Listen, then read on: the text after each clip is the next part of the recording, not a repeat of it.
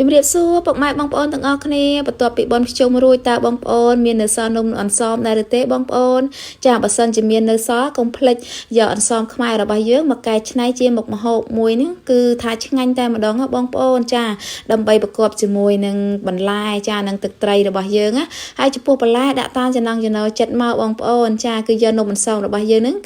គឺមកជៀនជាមួយនឹងកំពឹសបងប្អូនចាបងប្អូនធ្លាប់តែជៀនធម្មតាឬក៏អាំងដល់ឡែកថ្ងៃនេះនាងខ្ញុំនឹងយកនំអន្សមរបស់យើងចាអន្សមជ្រូកហ្នឹងយកមកជៀនជាមួយកំពឹសឥឡូវយើងយកម្សៅស្រួយរបស់យើងចាលាយជាមួយនឹងពងទាសិនណាបងប្អូនចាលាយជាមួយពងទាតាមបរិមាណដែលសមាជិកគ្រួសារឬក៏តាមចំណង់ចំណូលចិត្តរបស់បងប្អូនមកហើយ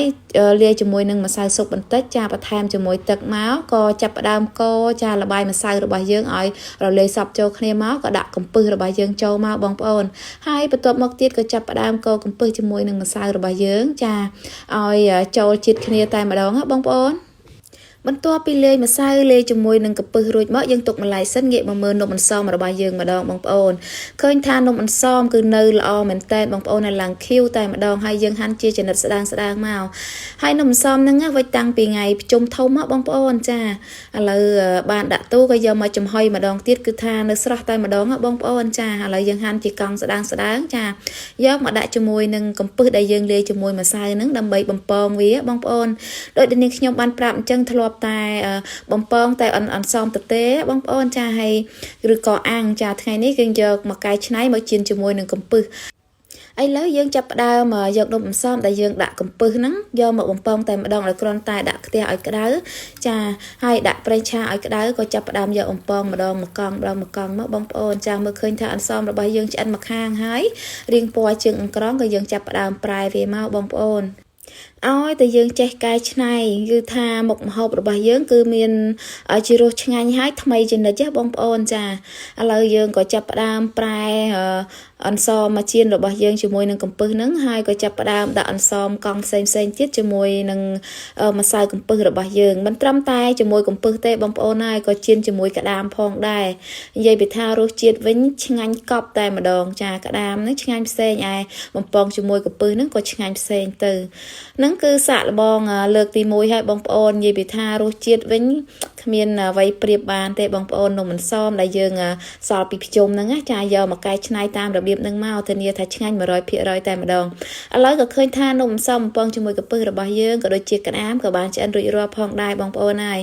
ហើយក៏នៅសល់ក្តាមឬក៏កំពឹសហ្នឹងមួយចំនួនហ្នឹងចាក៏បំពងវាផ្សេងផងដែរចាឥឡូវក៏ដាក់បំពងបន្ទាប់ទៀតហើយចាឆ្អិនមួយចំនួននៅមួយចំនួនទៀតចាក៏បំពងបន្ទាប់មកមានទាំងកំពឹសមានទាំងក្តាមតែម្ដងឥឡូវឆ្អិនហើយក៏យើងចាប់ផ្ដើមធ្វើទឹកត្រីផ្អែមបងប្អូនដោយប្រើស្ករជាមួយនឹងអំបិលទឹកត្រីចាហើយជាមួយនឹងក្រូចឆ្មាលាយជាមួយនឹងខ្ទឹមចិញ្ច្រាំក៏ដូចជាម្ទេសផងដែរហើយកុំភ្លេចលាយជាមួយនឹងទឹកឆ្អិនដែលក្តៅអ៊ុនណាបងប្អូនចាបន្ថែមជាមួយនឹងការ៉ុតបន្តិចចាកូរហើយភ្លក់តាមចំណង់ចំណូលចិត្តរបស់បងប្អូនមកគឺបានទឹកត្រីចាគឺឆ្ងាញ់តែម្ដងឥឡូវក៏រួចរាល់ហើយផងដែរបងប្អូនចាមើលឃើញថាអន្សមបំពងជាមួយនឹងកំពឹសក៏ដូចជាក្តាមរបស់យើងក៏ឆ្អិនរួចរាល់ផងដែរចាហើយបន្លែសម្រាប់គប់ដាក់តាមចំណង់ចំណូលចិត្តមកបងប្អូនមានទាំងទឹកត្រីផ្អែមមានទាំងអំបិលម្រេចចាសម្រាប់ជ្រលក់អន្សមបំពងជាមួយនឹងកំពឹសរបស់យើងក៏ដូចជាក្តាមផងដែរចាឥឡូវនេះខ្ញុំក៏ចាប់ផ្ដើម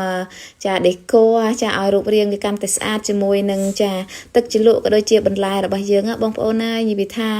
ឈ្ងុយឆ្ងាញ់ហើយជាតិប្លែកតែម្ដងបងប្អូនធានាថាឆ្ងាញ់ 100% តែម្ដង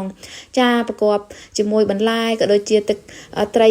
ជូរអែមក៏បានជាមួយនឹងអំបិលម្រេចហ្នឹងក៏ឆ្ងាញ់ដែរ